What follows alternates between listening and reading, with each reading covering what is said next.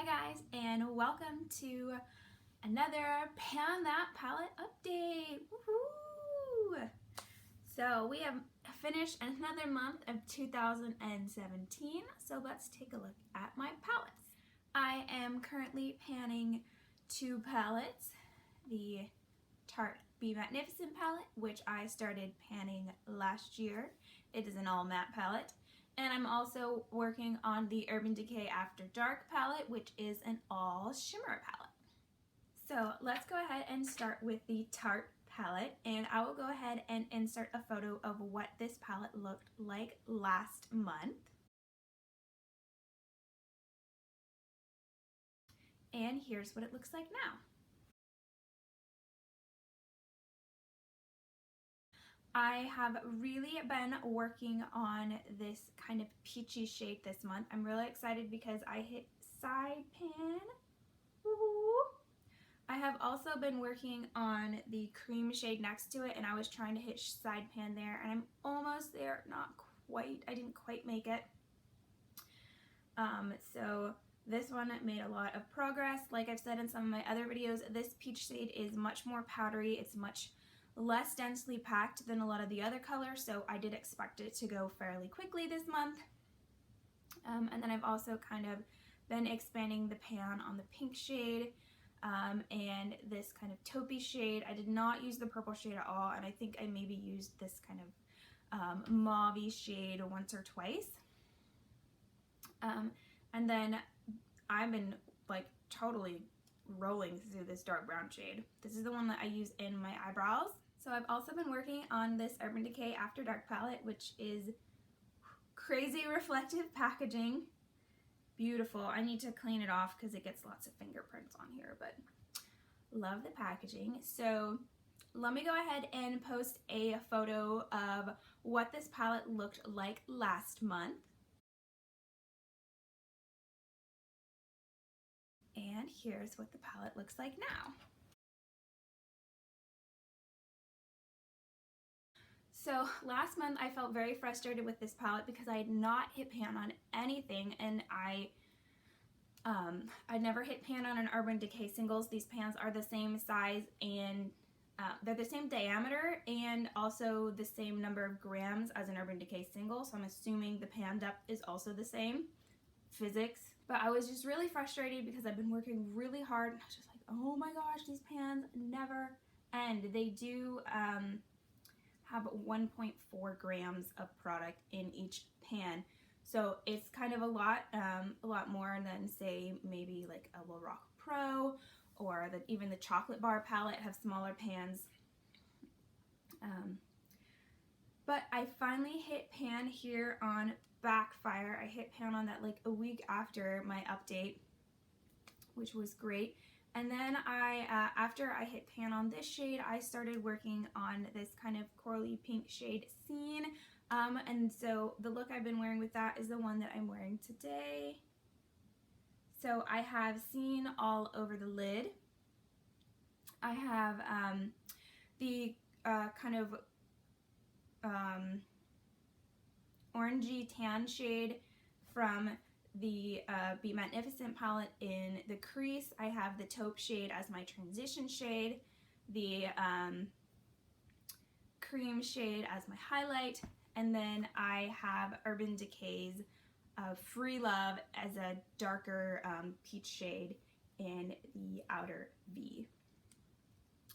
So that's kind of how I've been using this palette over the last month. So last month I had talked about how I was kind of in a rut and frustrated with this Afterdark palette, and I said, well, I'm going to go ahead and give it at least one more month and then kind of decide if I want to continue panning it or not. My priority for panning was always going to be the Tarte Be Matte-nificent palette because I do think I have a good chance of finishing out most of, if not all of the shades I want to from this palette by the end of the year. And this palette I was just working to hit pan on stuff, to give it some love, to try and get used to wearing some brighter colors of eyeshadow. Now it comes to the point where I have to decide if I'm going to be panning this palette for the rest of the year or not. And what I have decided to do is to take a break from this palette and come back to it later on in the year. So let me kind of tell you some of the reasons why I'm moving away from this palette for right now. First off, when you're panning things, you really learn what you like, what you don't like as far as formula, colors, what's really practical for your life. And looking at this palette, it is very loud, and I do like the loud colors, and I can wear them to work, but it's just a little bit much for me to wear every single day. I have a look of really great like teal, kind of smoky looking eye. I really love lounge, that's a great color.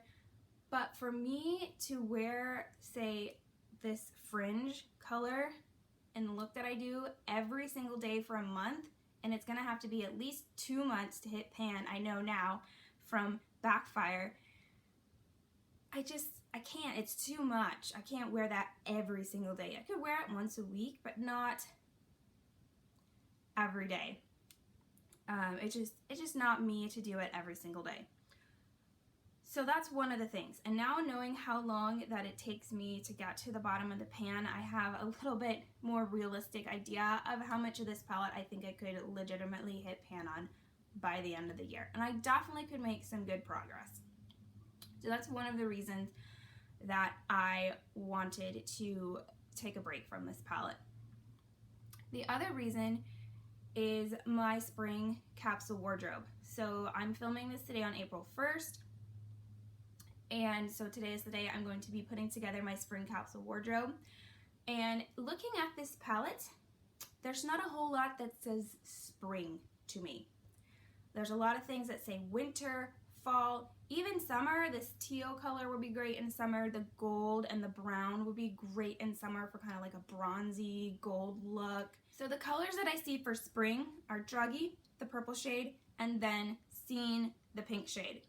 Or sorry, it's coral. It's a very coral color, and I've been wearing it a lot. I've been panning a coral lipstick in my 2017 Project Pan, which I'm actually almost done with.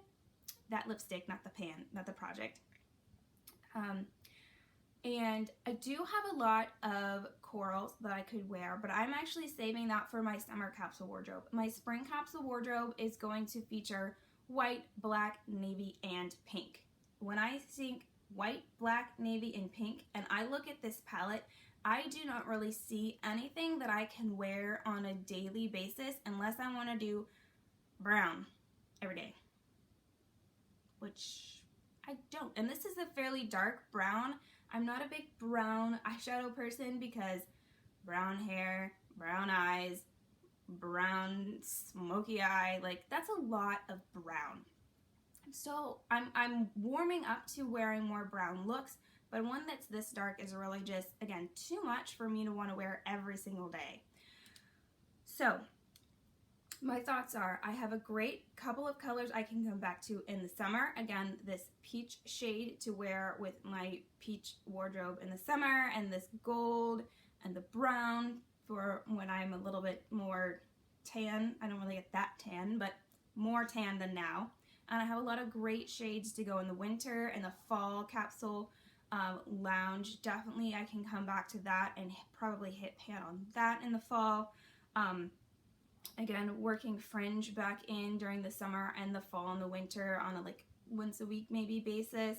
I want to play around with Supersonic more in the fall, the red color. So I definitely see possibilities for the rest of the year with this palette, but I think taking a break will be really good for me, and I really don't want this project to be a project of suffering. Just to use this palette, because at the beginning of the year I said I want to pick a really hard colorful palette and pan it and be awesome. Like, no. I wanted to show some love to this palette. I've shown a lot of love to this palette. Like, it looks like I've used this palette. And I wanted to play with more colorful eye looks, and so far I have, and I enjoy it, and I look forward to coming back to it. So, going to be taking a break from this one, so let me show you guys what palette I have decided to swap in to pan alongside the Tarte Be Matte-nificent. So like I said, my colors for my spring capsule wardrobe are going to be black, white, navy, and pink. So with that said, I thought a great palette to pan would be the Too Faced Chocolate Bonbons palette. So this is going to be my Pan That palette accompanying palette for the next 3 months. So this is what the palette looks like right now. So I got this palette last fall, and so it does have a little bit of use. The most use is here in Satin Sheets, which I have been using as a face highlight. And I really like that as a face highlight. There's a couple other dips. There's a pretty big dip here in Black Currant, which I was using when I was trying to hit pan on the purple shade in my Be Matte-nificent palette last fall and winter. That one has a fairly significant dips. And then there's a couple other shades that have a little bit of use on them. So, oops. Looking at this palette, what I saw were colors that are really going to work with my spring capsule wardrobe. There's a lot of neutrals that are going to go very well with the Tarte Be Matte-nificent palette that I can use as lid shades.